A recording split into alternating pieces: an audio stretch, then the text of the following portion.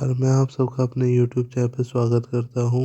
आज हम बात करेंगे पश्चिम बंगाल के हरदोई पूर्व मोदीनपुर की है, जहां एक ही प्रेमी ने मां बेटी की हत्या कर दी। ये घटना 17-18 फरवरी 2020 की है, जहां पीड़िता रमा, जिसकी उम्र 40 वर्ष और उसकी बेटी रिया दे, जिसकी उम्र 19-20 साल है, वे उत्तर 24 परगना के न्यू बेगमपुर के निवासी थे।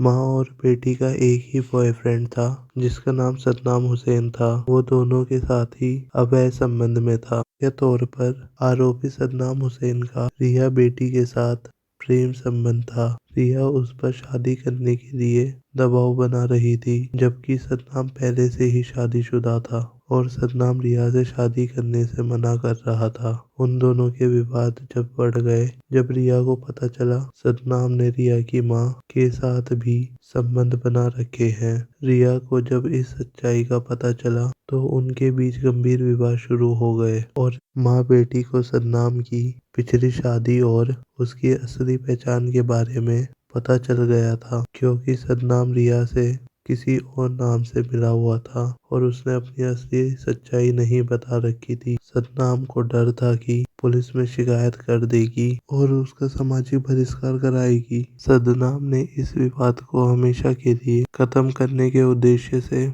उन्हें हल्दिया बुलाया और अपने दोस्तों के साथ मिलकर उन्हें रास्ते से हटाने का प्लान बना लिया था। शिकायत के अनुसार सदनाम ने दोनों की हत्या करने के लिए एक जघन्य तरीका अपनाया। सदनाम ने माँ बेटी को दोनों को अपने घर बुलाया और खाने में नशीला पदार्थ मिलाकर दोनों माँ बेटियों को खिला दिया। खाना खा के वे दोनों बेहोश हो गई। तब सदनाम और उसके 3 साथी, जिसका नाम मंजूर आलम मलिक, सुखदेव दास और अमीरुल हुसैन था, ये चारों इन दोनों को नदी किनारे ले गए। नदी किनारे इन दोनों को जलाने की तैयारी करने लगे।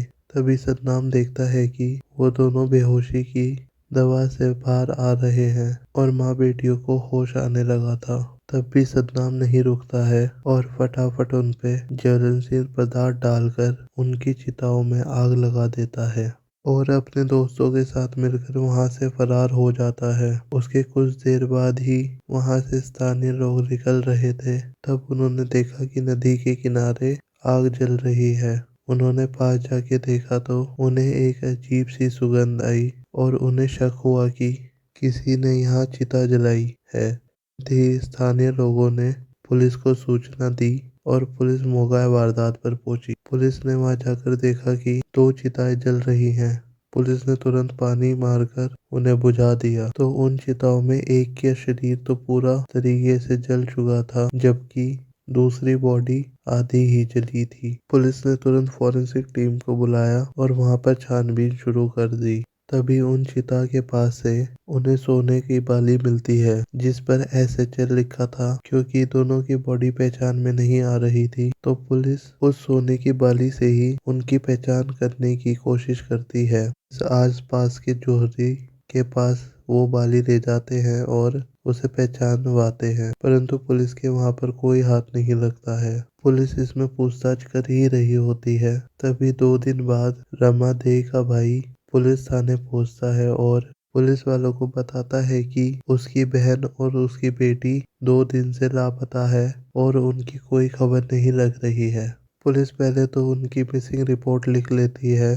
तभी वो रीमा देवी के भाई को बताते हैं कि उन्हें नदी के किनारे 2 लाश मिली हैं, जिन्हें जला के मार देने की कोशिश की गई थी। जब रीमा देवी के भाई को लाश दिखाई जाती है तो वो पहचान लेते हैं कि हाँ, वो उनकी बहन है।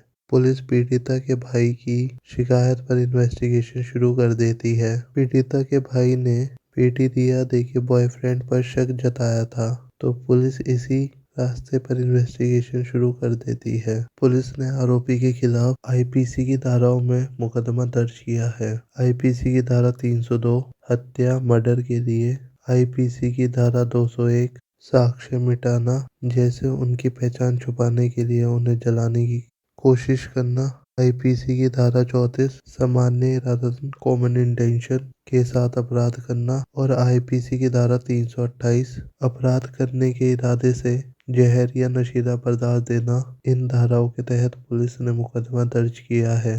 पुलिस ने सदनाम और उसके तीनों साथियों को गिरफ्तार कर लिया है और अगस्त 2025 को तमिलनाडु की अदालत ने सदनाम हुसैन और उसके तीनों साथियों को आजीवन कारावास लाइफ इम्प्रिजमेंट की सजा सुनाई है। ये मामला बताता है कि जब रिश्तों में धोखा दिया जाता है तो क्या हाल होता है। कैसे एक 19-20 साल की लड़की को अपनी जान गंवानी पड़ती है और उसकी माँ को भी।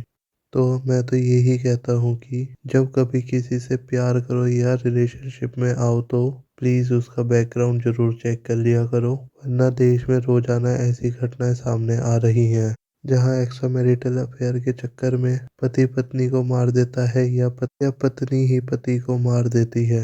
आप लोग क्या सोचते हैं इस मामले में मुझे कमेंट कर बताएं और प्लीज चैनल को लाइक सब्सक्राइब करना ना भूलें और ये वीडियो ज़्यादा से ज़्यादा लोगों तक पहुँचाएं। धन्यवाद।